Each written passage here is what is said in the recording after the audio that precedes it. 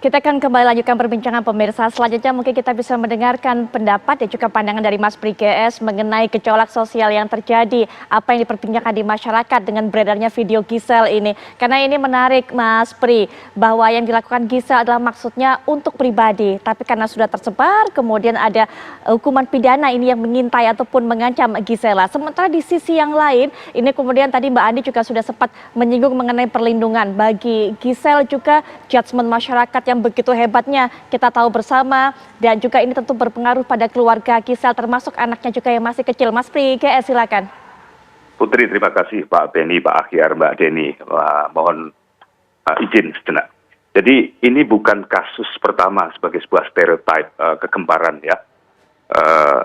Itu artinya penting sekali bagi kita bersama Putri untuk mengingatkan masyarakat agar masyarakat dibimbing untuk memahami apa yang disebut paradok dan ironi-ironi sosial itu. Ada hukum anomali bahkan di dalam sosial itu. Secara sederhana begini, anomali itu mengatakan begini, di era kemudahan inilah justru era kesulitan akan muncul. Ya, itu anomali sosial yang masyarakat harus ngerti. Jadi kita sekarang ini digelontor kemudahan. Mau ngerekam ini boleh, mau ngirim itu enak, mau sharing ini gampang, mau viral mudah. Seluruh instrumen tersedia. Disitulah sebetulnya letak anomali sosial itu berada, karena disitulah kesulitan manusia mengintip dari sebaliknya. Kita sendiri sekarang mudah sekali berdekatan. Karena itulah soal-soal yang menjauhkan justru mudah sekali. Karenanya di dalam abad yang penuh kemudahan ini, penting menyulitkan diri untuk soal-soal yang semacam ini. Maka merekam diri sendiri, apalagi merekam soal-soal yang sangat private ini, harus menjadi concern publik. Entah itu persoalan-persoalan yang paling standar saja, apalagi itu di atas standar. Nah, kesadaran masyarakat ini saya kira akan membuat kasus-kasus serupa ini tidak menjadi sebuah kegemparan yang tidak perlu sebetulnya. Bangsa ini sudah mengatasi banyak sekali persoalan, kita ini masuk ke ranah-ranah privat dengan sangat terpaksa, sehingga mengurangi konsentrasi kita untuk menyelesaikan soal-soal yang lebih besar. Begitu, Putri. Baik, Pak Beni, selanjutnya mungkin juga bisa berikan pandangan. Seperti yang tadi sudah sempat saya singgung, ini hal pribadi, tapi kemudian karena tersebar, akhirnya kita tahu ancaman pidana yang bisa mengintai bagi Giselle Anastasia. Ya, terima kasih. Saya lebih kepada edukasi publik. Bahwa di era IT sekarang, di era medsos, di era digital sekarang ini, faktor keamanan tidak bisa dijamin. Isi handphone kita dihack, bisa disedot semua. Laptop kita ketika terhubung dengan internet bisa disedot semua. Sehingga isinya apapun itu, ada isi yang masuk kategori pelanggaran hukum ataupun yang tidak, ini bisa disedot. Tidak aman. Ya kalau mau aman ya ketemu empat mata. Ya. Nah, oleh sebab itu perlu dibangun kesadaran di masyarakat bahwa ketika kita membuat sesuatu produk, video kah, foto kah, yang potensial itu nanti ketika tersebar akan bisa ada sanksi hukum, ya hindari. Artinya hindari ya sebaiknya buat apa sih bikin seperti itu dan sebagainya. Jadi sebagai contoh, ketika saya mengirim ke teman saya atau katakanlah G ini ngirim ke cowoknya, maka dia harus sadar betul bahwa ketika saya kirim ini sudah masuk ranah publik. Kenapa? Apakah dijamin yang terima itu kemudian hubungannya tetap baik? Ketika bermasalah kemudian marah dan itu dikasih ke temannya akan nyebar. Atau nanti dengan modus tertentu lah, aduh handphone saya hilang, aduh saya nggak tahu kalau ternyata teman saya ngambil dan sebagainya. Jadi kita harus waspada betul ketika mau ngirim kepada siapa, itu dengan segala risikonya. Itu sudah masuk ke ranah publik. Nah tadi betul Pak Yar sudah sampaikan, bikin sendiri untuk sendiri ya, jangan kemana-mana. Nah ini tentunya juga berkaitan dengan tidak hanya masalah pornografi.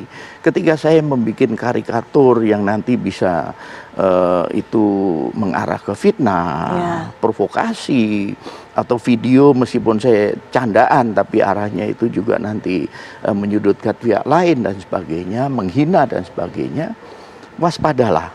bahwa itu nantinya kemungkinan besar kalau kita nggak hati-hati, kita akan nggak sanksi hukum.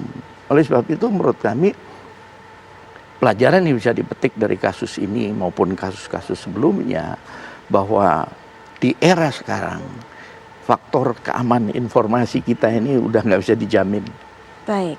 Begitu canggihnya hacker ada di mana-mana, begitu ngehack komunikasi kita, ngehack handphone kita, laptop kita, maka semua informasi yang ada di dalamnya akan bisa tersebar kemana-mana. Bahkan sering terjadi pemerasan.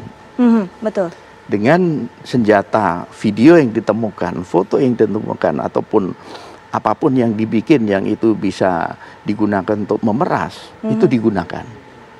Nah, oleh sebab itu, sekali lagi, kita tarik hikmahnya dari kasus ini. Untuk masyarakat lebih hati-hati, waspada, sebaiknya hal-hal yang tidak perlu hindari, buat apa sih manfaatnya dan sebagainya. Seperti kalau kita baca kan, ya direkam waktu mabuk. Ya ketika sadar hapuslah. Daripada akhirnya berujung seperti ini. Ya, ini mungkin yang juga tidak banyak dipahami oleh masyarakat awam, Betul. Pak Benny, bahwa memang awalnya ingin mengkonsumsi atau membuat ini untuk konsumsi pribadi, tapi kita tidak tahu apa yang terjadi ke depannya. Tapi memang kami sudah menghubungi baik itu pihak Gisel Anastasia maupun pihak kuasa hukum Gisel, tapi hingga saat ini juga belum bisa memberikan respon untuk bisa terlibat dalam perbincangan dalam diskusi kali ini juga. Mbak Andi Eniantri juga mungkin bisa berikan tanggapan terhadap tadi apa yang disampaikan oleh Pak Ahyar, kemudian Pak Benny, bahwa betul memang awalnya ini niatnya adalah untuk pribadi, tapi kemudian karena ada penyebaran di sana, bahkan ada faktor transfer file yang terjadi di sana dari Gisel kemudian kepada teman prianya, ini sudah masuk ranah publik. Mbak Yeni, silakan. Baik, terima kasih.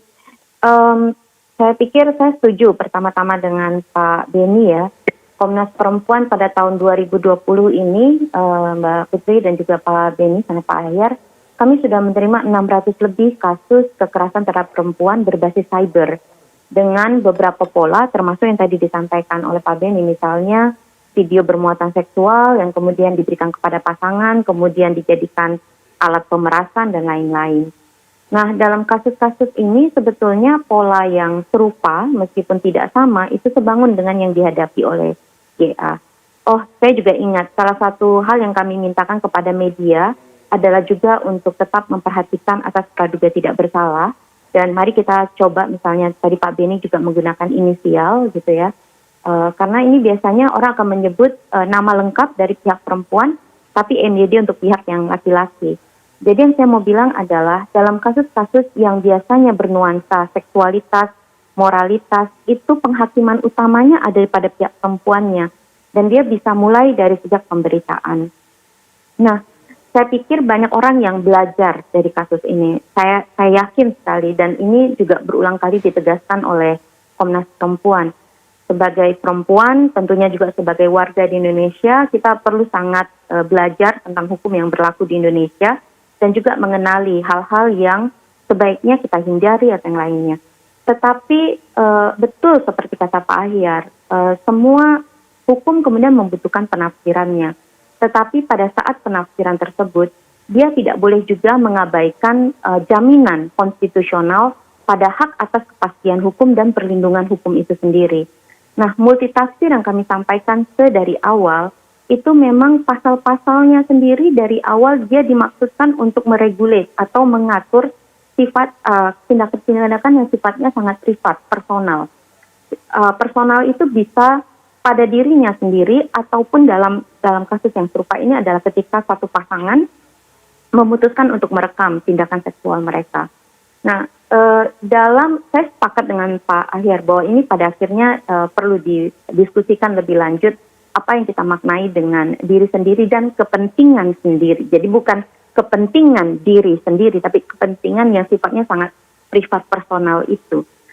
Jangan sampai kita melebarkan itu semata-mata dengan keinginan untuk memberikan pembelajaran kepada publik, tetapi kita saat yang bersamaan melalaikan tanggung jawab konstitusional untuk memastikan perlindungan hukum dan kepastian hukum. Dalam kasus moralitas seperti yang tadi saya sampaikan, tanpa pidana pun sebetulnya penghakiman besar kepada perempuan itu sudah terjadi, dan saya pikir banyak dari masyarakat yang belajar dari peristiwa itu. Tidak perlu kita kemudian dalam hal ini memastikan bahwa proses pemidanaan itu berlangsung semata-mata hanya untuk memberikan pembelajaran kepada publik yang lebih luas.